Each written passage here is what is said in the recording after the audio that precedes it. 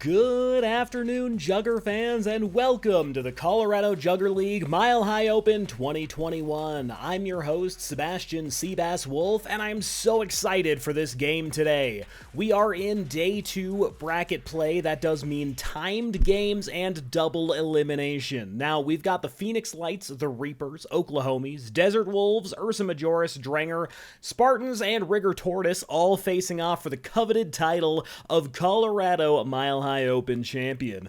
Now, taking a look at the tournament bracket thus far, you'll see several names have disappeared from the list. Phoenix Lights, Reapers, Desert Wolves, Ursa Majoris, Spartans, and Rigger Tortoise are the final teams remaining. Drenger and Oklahomies have found themselves eliminated from championship contention.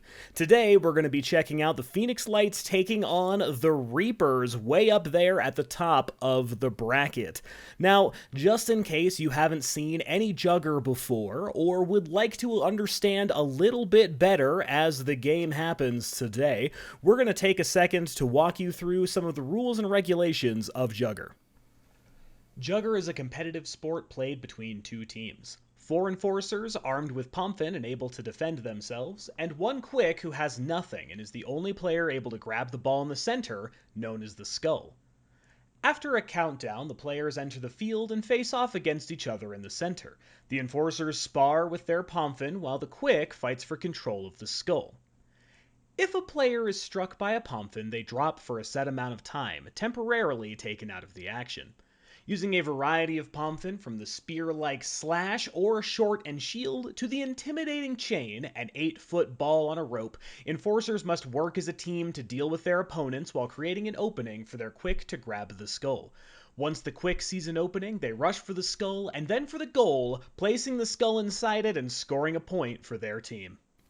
Now that everyone is clear on the rules of Jugger, let's get into this match, Reapers versus the Phoenix Lights. Now, the Phoenix Lights are our #1 seed team, but the Reapers from Denver, Colorado have put in a serious fight so far in this competition. They've placed themselves very highly in seeding and have eliminated their first opponents to find us here facing off against the #1 seeded team from Phoenix, the Lights. Both sides are getting ready. Now again, because this is a timed game, there are no point caps like there are in set play, so these teams can score as high as possible before the game ends. Both teams getting their initial ready calls ready to go. We're looking from the side of the Phoenix Lights right now. Again, this is set in 2 halves, so they will switch sides at halftime. Be prepared for that. And here we go, we get our first run off the line. Phoenix Lights are going to make it to the skull first with a flick back from Josh Hawk, but it looks like the Reaper's chain is coming in strong. An excellent hit on the outside, and once again, some sword and board action is going to take down the Phoenix Lights quick, and just like that, Reapers are in possession of the skull and moving their way back across the field. Several of the Lights are pinned and downfield far away from the skull, but so is the Reaper's quick. So both enforcers are going to have to fight to try and survive here. Reaper's quick is going to be taken down, but pins are still happening across the field. Looks like I stand corrected. The Josh Hawk and the Phoenix Lights chain are both going to get in a good position. Hawk is going to move up the field, but that's just like that. Goblin is going to rush in, taking 2 of them down and freeing up the skull once again. Pins are coming in, this time in the Reaper's favor, as Phoenix Lights enforcers move into a defensive position across the field. Both sides are sparring heavily for this first point here. Very, very extended play on point #1. Reapers once again moving, but Phoenix Lights enforcers are coming up in droves, moving across the field, sparring on the ground. You can see Spencer and Kalik both dueling there. It looks like Kalik is going to come out on top on the Reapers, and he is going to move in to try and help his pinned teammate. Chain coming in, an immediate chain jump and a double, and just like that, the skull is back on the Reaper's side as they're going to move across the field. But stones go quickly in a game like this, and Spencer is back up and getting himself some pins on the side of the Lights. Reapers have possession of the skull, but they are going to need to get through that wall if they're going to score, but they do manage to do so. Reapers are going to put away the first point in the match. What an insane, lengthy fight between these two teams really goes to show the skill and drive that both of them have. Neither team allowing an opening for a significant amount of time, and very, very quickly we are going to see we've got a competitive match on our hands. Reapers find themselves a point up as we head into play number 2. Both teams moving their way across the field. You can see that chain there on the outside. Attempted chain break by the Lights is not going to go very well, and just like that, it's a double on the side of the Reapers. Once again, though, the Phoenix Lights have players in defensive position. They're going to force the Skull to be iced, and their Quick is going to get taken down.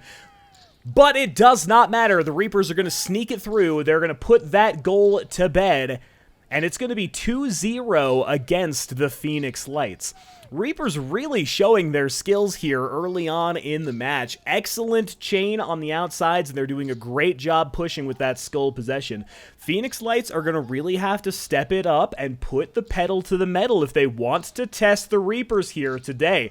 Excellent quick charge play there by Josh Hawk is going to force the Reapers into a bad position, but they have defensive players, and just like that, Kalik is going to take down the Quick. Skull possession is currently neutral, but they're going to be back up in just a stone or two. They're going to have to move very, very quickly if they want to save the play. Phoenix Lights just about to get back up. There they go. They have enforcers to guard, and they are going to put it away 2-1.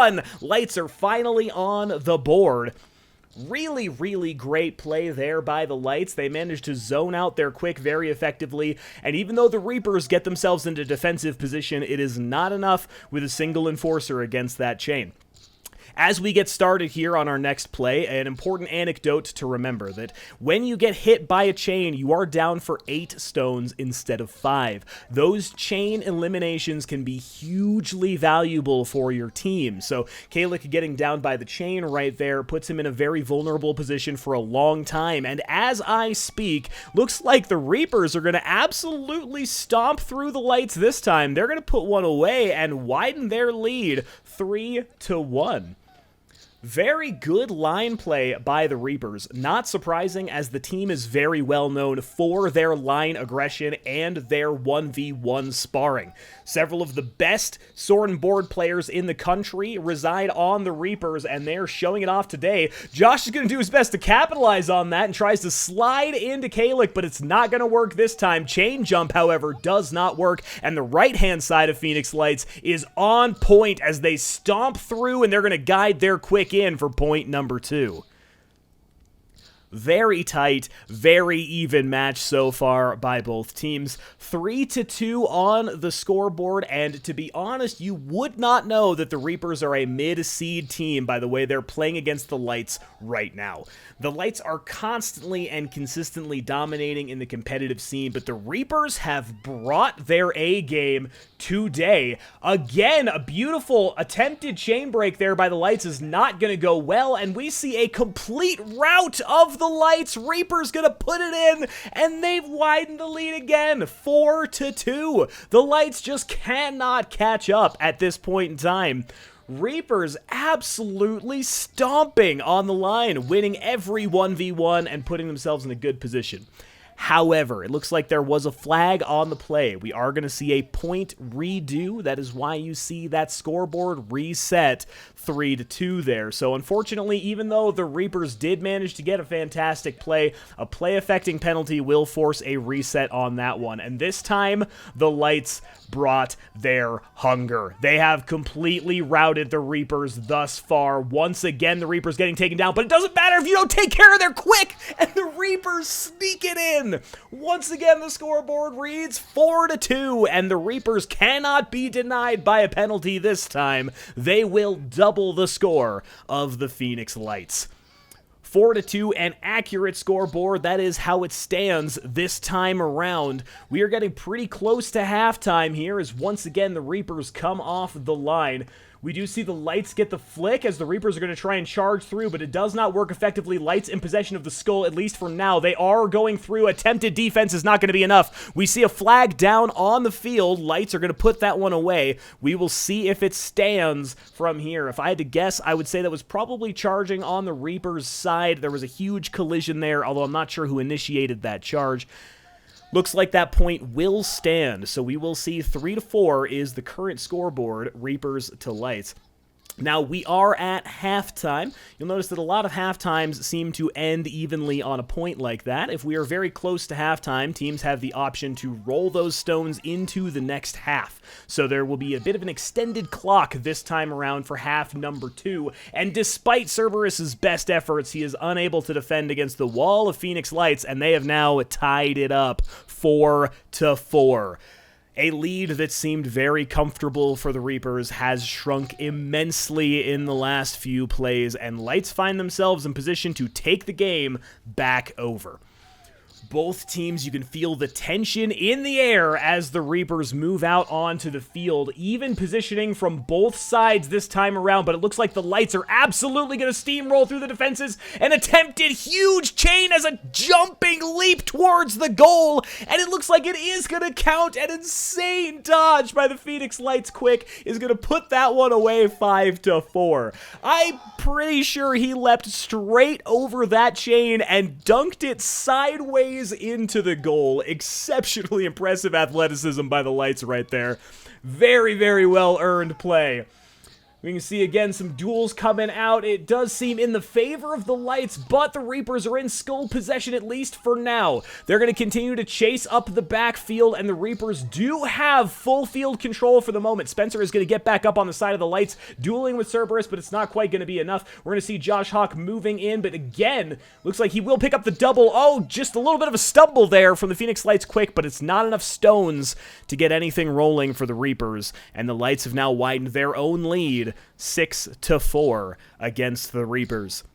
Now, as we saw just a moment ago, the Lights were able to come back from a 2-point deficit very quickly themselves. The Reapers have known to have made several very quick plays here. We're going to see if they can do it again. Attempted flying attack there from Cerberus down the middle. It's not going to be enough. Reaper's chain, though, doing some absolute work. Is actually going to disarm a sword and board player there by the Phoenix Lights, and they are all going to continue to charge down the field. Good positioning right now for the Reapers, but unfortunately, it looks like they are not quite in good enough position to take the skull towards the goal. Their quick is now pinned, and we are going to see the Lights stalling for time. They are up by 2 scores. They are sincerely hoping to buy time for these points, and Reapers are going to have to sprint if they want to get this one closed out. They are going to run it in. There's no enforcers to try and stop them, and Reapers are going to put it up 5-6. There is a little bit of time left in this game. We could very easily see the Reapers take this to a tie, or will the Phoenix Lights manage to pull this one ahead just enough and secure themselves the victory? Now, as a reminder, this is a double elimination tournament. These people are in the champion bracket, so they have not lost a game yet. They will be sent down into the elimination bracket if they lose this round. A very quick route by the side of the Lights. I think that might be a point, and it will be. The Lights will put themselves up 5-7 near the very end of the game. I don't know if there's quite enough time to see 2 points from the Reapers, but we'll see how fast they can put it away.